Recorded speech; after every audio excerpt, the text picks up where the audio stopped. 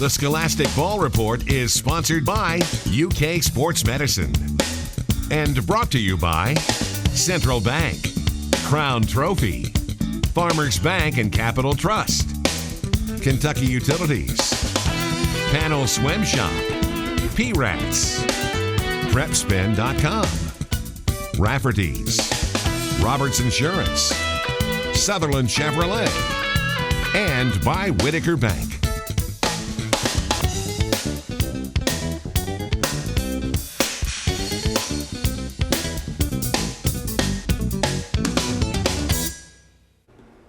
Hello, welcome into the Scholastic Ball Report. Gary Ball with my good friend Jonathan Hawks. Hey, Jay Hawk, you did radio with me for a couple years on WVLK, and now you've got some great student athletes you brought in on the show. Oh, yeah, blessed to be able to come in, let some athletes come and be able to do the show and actually be able to tell some people about their talents and the great things they're doing in the academics as well. He's a fast man. He's the fastest man in arena football. Ran a 4.2240. This man can run right here now, I'll tell you what. Hey, our team of the week, Billy Hicks is here with Scott County. They're back at Rupp Arena in the state tournament. When you look at consistency in high school basketball, you look at Scott County High School.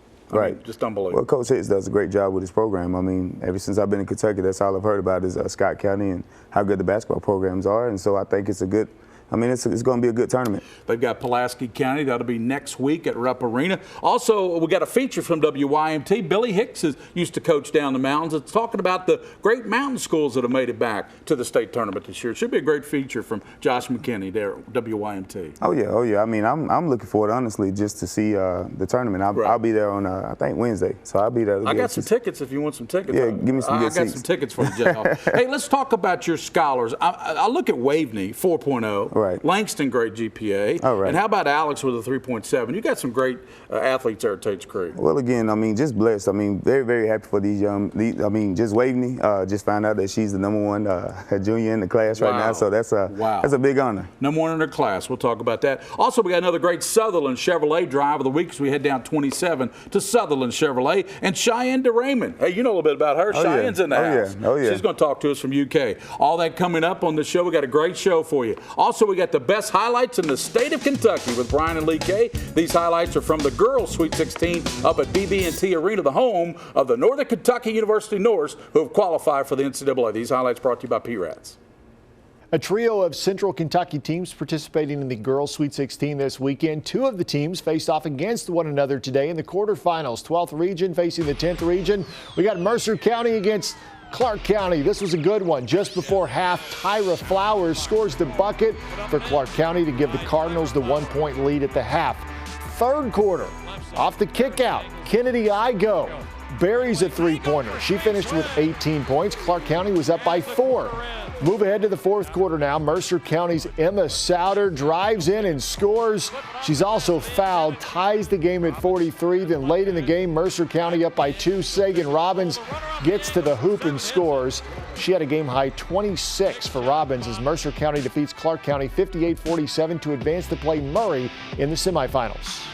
Our schedule is second to none, and we did it for a reason for this moment right here. We've had those games and we've lost some last-second shots to nationally ranked teams and things like that. So they were prepared for this, and we talked about it at halftime that we're used to the big stage. So just hang in there, finish the 16 minutes, and I think what was real important for us defensively was I think we held them to 16 points in the second half.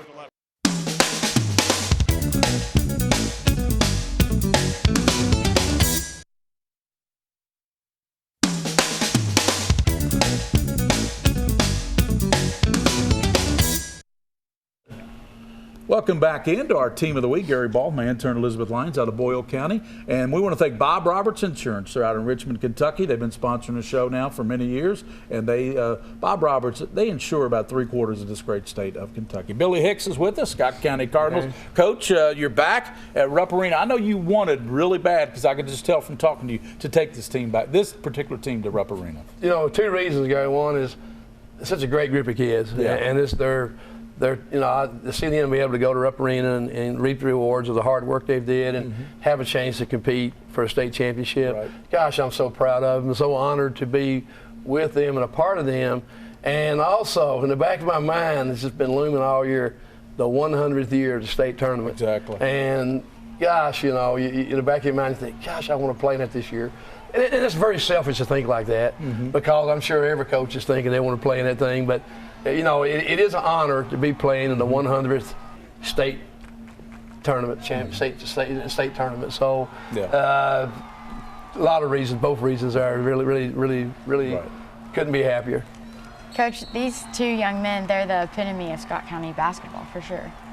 They sure are. They make our defense look awful good because I think in the 40 years I've coached, all of our teams have always been good defensive teams. That's something that we've taught and worked on and hung our hat on. Now we have two guys who can block shots when we get beat off a dribble. And that makes our defense so much better because Michael and Cooper, when guys do get around us to get by us, they make up for a lot of our defensive mistakes with the block shot or with the intimidation inside. And then offensively, they're there. They're both tough kids. They're both hard-working guys, and they've been two nice pillars for us to build around. I'll start with Cooper, then you can ask Michael. But Cooper, I call you the lunch pail player. You know, you're the guy who brings that lunch pail every game and gets the rebounds.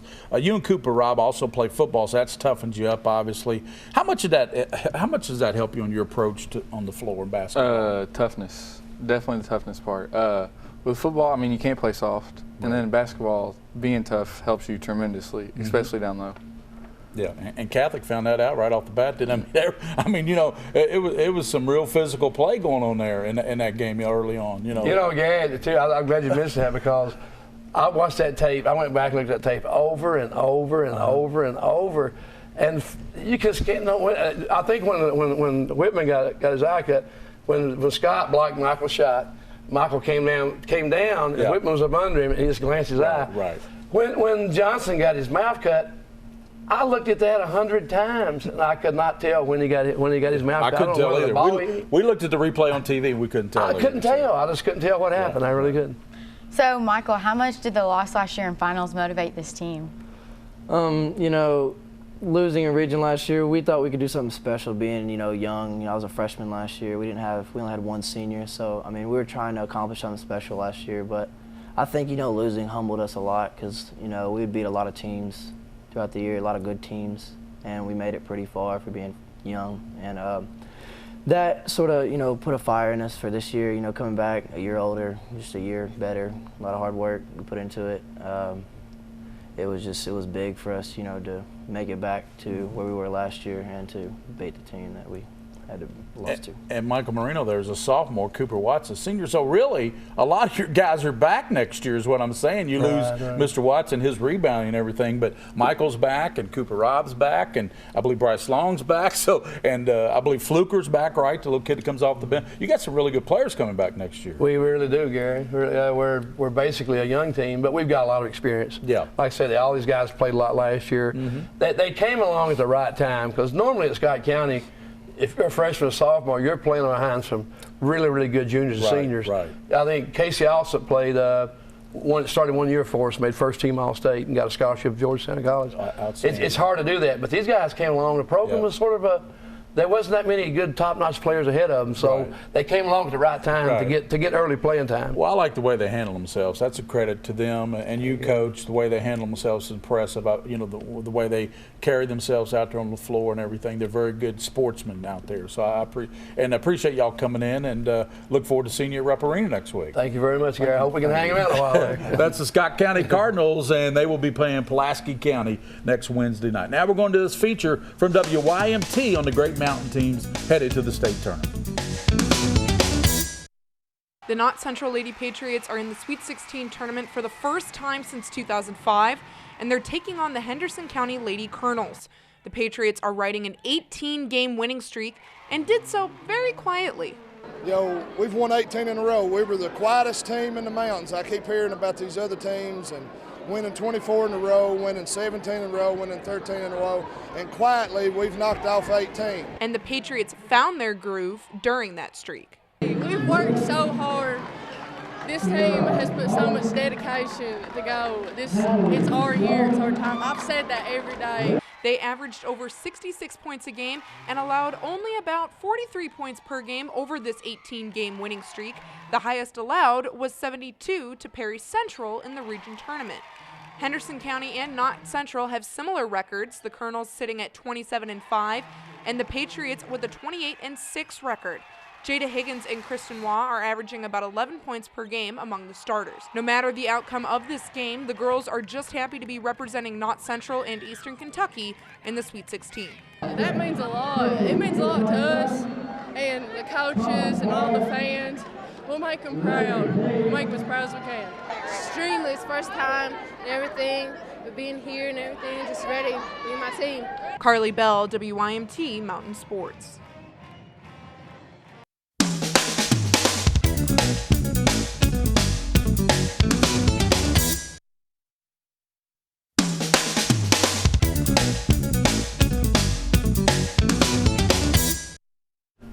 And back into our most popular segment because it highlights young student athletes are doing great things in the classroom and on the fields and courts. In this case, it's Tates Creek. You saw Jonathan Hawks. He was on with me in the opening. And we've got 3 outstanding student athletes. Let's start with Waveney. I'll tell you what, number one, your class in the junior class there. So congratulations for that. That's hard to do because Tates Creek's a pretty big school over there. How many students you got over there? Over 2,000, right? Around 1,800. 1,800. You know, being top of your class, how do you stay focused, you know, to be academically so strong and be so strong in track? It's really hard because it's a lot to manage, but if I just kind of keep it all up here, you know, and when I'm at practice, I focus on practice, and when I'm at home, I focus on homework. I just have to give it all the time. So not a lot of time to just fool around, is there? No, none of that. Langston, you're playing football and track, and you have a strong 3.5 GPA. How do you maintain both sports and academics at such a high level? The way I look at it is the same work that I put into going into working out for football, getting stronger, getting faster, for track as well. I try to put that same mentality going into school as well. So I try to really just work my hardest in school and in sports as well.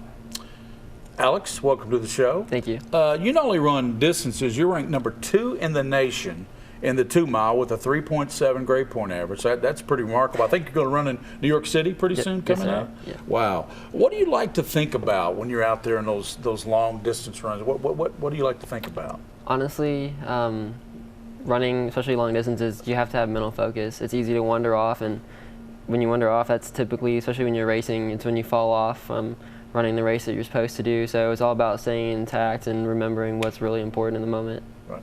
Number 2 in the nation. I don't know if you caught that. That's awesome. Wow. Coach Jayhawk, you're an athlete, elite track star yourself, so you truly know what it takes to excel. So can you tell us a little about these athletes here?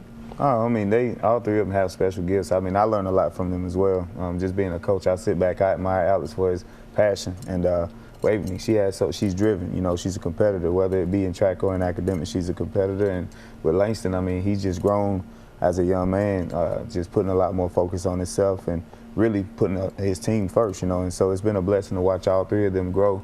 They've been with me for a long time, and now me being able to take over the program and do the things that I really want to do with them, as far as Alex getting to run the Nationals on Sunday, and we have another kid, Patrick Keller, who's getting to go to Nationals as well as a high jumper.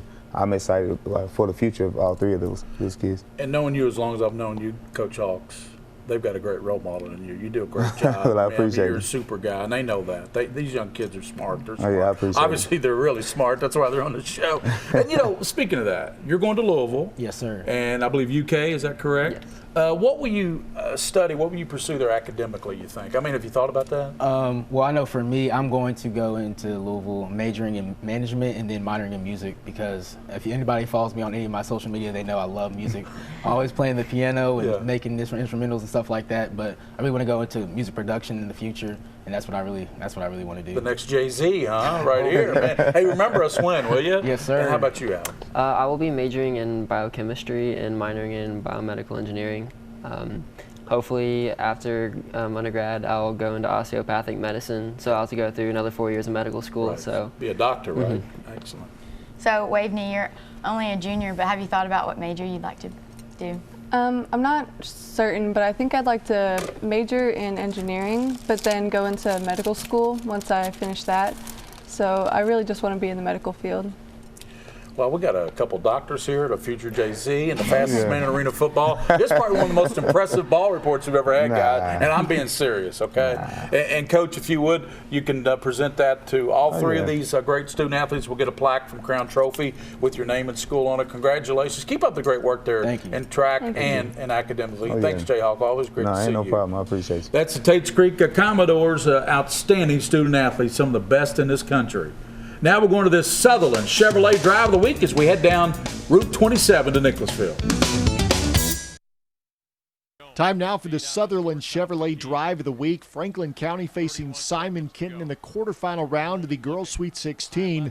Under 30 seconds to play in the game, Franklin County was down by a point when Kendall Talley hits a huge three-pointer to put Franklin County on top.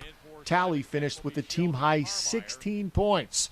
But this three-pointer right here was a big one as Franklin County goes on to win 51-49 to advance. That is your Sutherland Chevrolet Drive of the Week.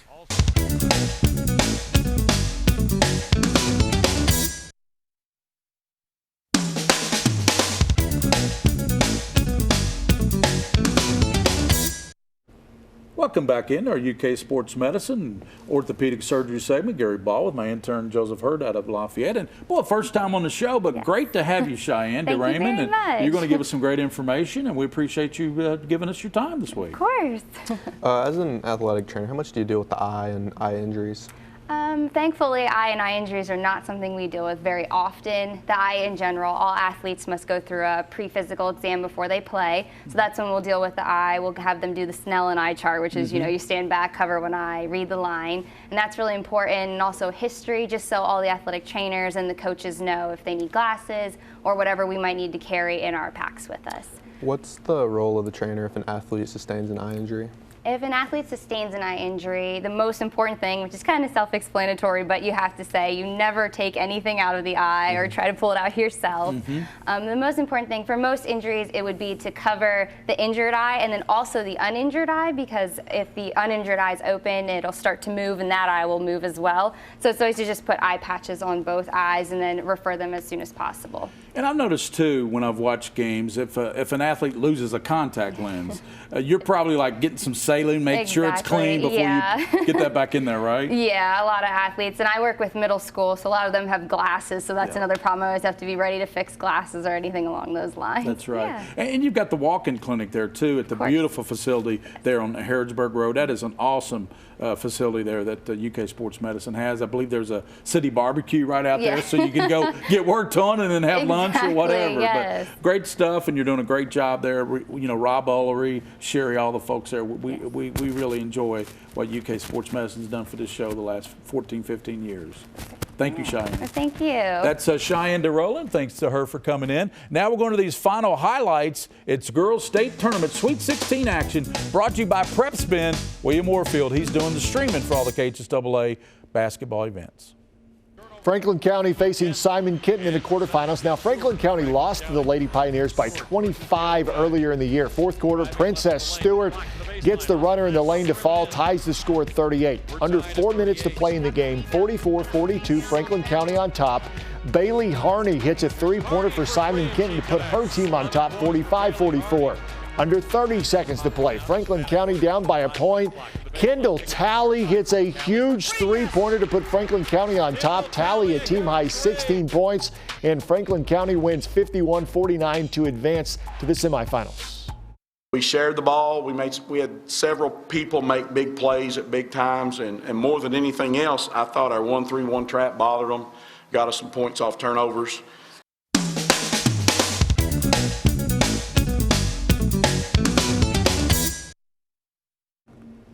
And the St. Elizabeth Healthcare KHSAA Girls Sweet 16 semifinals are tonight, Elizabeth and Joe. And boy, a lot of representation. We had Mercer County girls on the show. We had GRC girls on the show. Franklin County was on the show. And of course, our own Rebecca Cook is playing for Franklin County. So any thoughts on those? Well, you know, we'll be rooting for Rebecca Cook, of course. Exactly. Definitely. Looking forward to that. And Mercer County looks good, too. You're familiar with them being out there at Boyle County, right? As always, on the Scholastic Ball Report, for those you see and those you don't see. Keep your eye on the Scholastic Ball Report. The Scholastic Ball Report was sponsored by UK Sports Medicine and brought to you by Central Bank, Crown Trophy, Farmers Bank and Capital Trust, Kentucky Utilities, Panel Swim Shop, P-Rats, PrepSpin.com, Rafferty's, Roberts Insurance, Sutherland Chevrolet, and by Whitaker Bank.